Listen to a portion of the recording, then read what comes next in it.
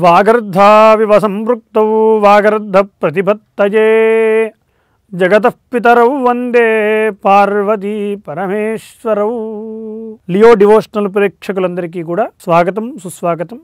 అన్ని దానాల్లో ఏ దానము చేస్తే గొప్ప, ఏ దానమును ఎలా చేయాలి, ఆ దానము యొక్క ప్రాధాన్యత ఏమిటి, దానము యొక్క ఆంతర్యం ఏమిటి అనే అంశాన్ని ఇప్పుడు మనం తెలుసుకుందాం. దానాలు ఎన్ని ఉన్నాయంటే అనేకమైనవి. ఏవైనా కూడా దానమును చేయవచ్చు.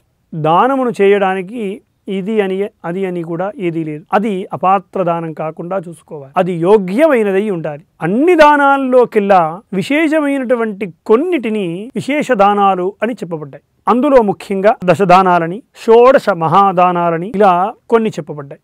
ఈ షోడశ మహాదానాల్లో కన్యాదానము గొప్పది. గోదానము దశదానాల్లోనూ షోడశ మహాదానాల్లోనూ గోదానము అత్యంత ప్రధానమైనటువంటిది, భూదానం ప్రధానమైనటువంటిది, సువర్ణదానం ప్రధానమైనటువంటిది. ఇలా అనేకమైనటువంటి దానాలు ఉన్నాయి. ఏ దానమును ఆచరించినా ప్రతిగ్రహీత అంటే తీసుకునేటువంటి వాడికి ఏ దానమునిచ్చినా దానమును ఇచ్చేటువంటి సమయంలో తుభ్యమహం సంప్రదతే నమమా అని అంటారు. ఇప్పుడు సువర్ణదానం ఇస్తున్నాం అనుకోండి, సువర్ణదాన ప్రత్యామ్నాయం లేదు, సువర్ణదానం ఇస్తుంటే సువర్ణదానం తుభ్యమహం సంప్రదతే నమమా అని అంటాం. అంటే ఇక నేను ఇస్తున్నటువంటి ఈ యొక్క దానమునకు నాకు ఎటువంటి సంబంధము లేదు, నమమా అది నాది కాదు అని ప్రతిగ్రహీతకు ఆ యొక్క దానమును ఇస్తారు. కానీ రెండు దానములలో మాత్రం గోదానమైన కన్యాదానమైన ఈ రెండు దానములలో సంప్రదతే అంతవరకే అంటారు తప్ప నమమా అని అనరు. అంటే అది నాది కాదు అని ఒప్పుకోడు. ఎందుకు? మరి దానము చేసేటప్పుడు అది నాది కాదు అనేట్టుగానే భావన ఉండాలి కదా. మరి దానిపై మరలా ఆపేక్ష ఏమిటి అంటే కన్యాదానములో గొప్పగా ముఖ్యంగా చెప్పాల్సినటువంటి విషయం ఏమిటంటే కన్యాదానంలో అలా చెప్పబడదు. ఎందుకంటే కన్యను దానం చేసినంత మాత్రం చేత కన్యకు సంబంధాలు తెగిపోవు.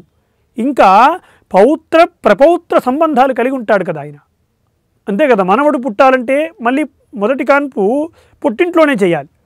పుట్టింటి వారు వచ్చి మరలా వారికి ఉపచారములు చేయాలి, అల్లుడి గారిని సంరక్షించాలి, తన కూతురును సంరక్షించుకోవాలి. ఇలాంటి అనేకమైనటువంటి బాధ్యతలు ఉంటాయి.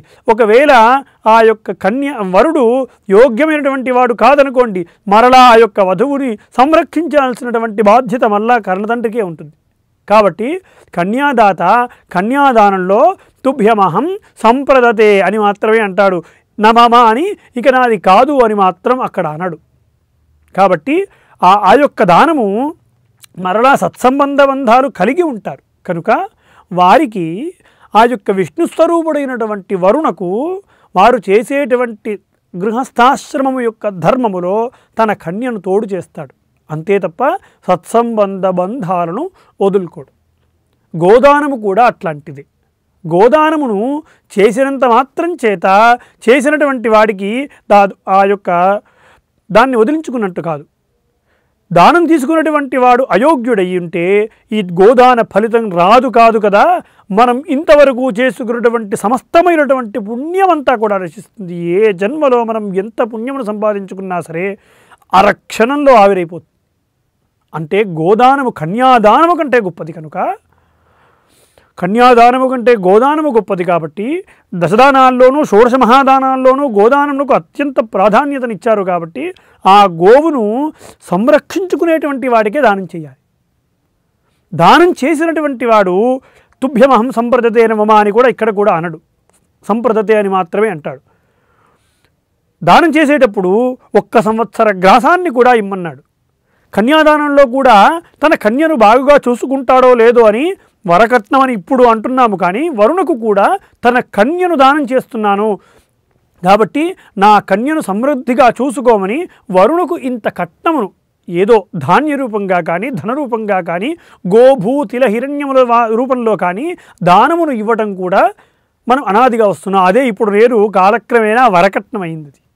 అంటే నేను చేస్తున్నటువంటి కన్యను లేదా గోవును నీవు ఏ రకంగా పరిరక్షించుకుంటావో ఏమో, నీకు ధనము ఉందో లేదో, నీవు యోగ్యుడైనటువంటి వాడవే కానీ నీకు ఏ రకంగానైనా ఈ ఐశ్వర్యము కొంత నీకు సహాయపడుతుందేమో అన్న ఉద్దేశం చేత ఐశ్వర్యమును ఆ యొక్క కన్యను స్వీకరించేటువంటి వరుణకు ఇస్తారు.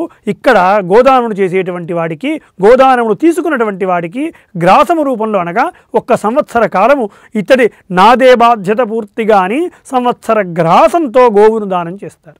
ఆ గోవును సమృద్ధిగా చూసుకోకపోతే మరలా గోవును తెచ్చుకొని మరలా యోగ్యుడైనటువంటి వాడికి దానం చేసేటువంటి అధికారం చేసినటువంటి వాడికి ఉంది.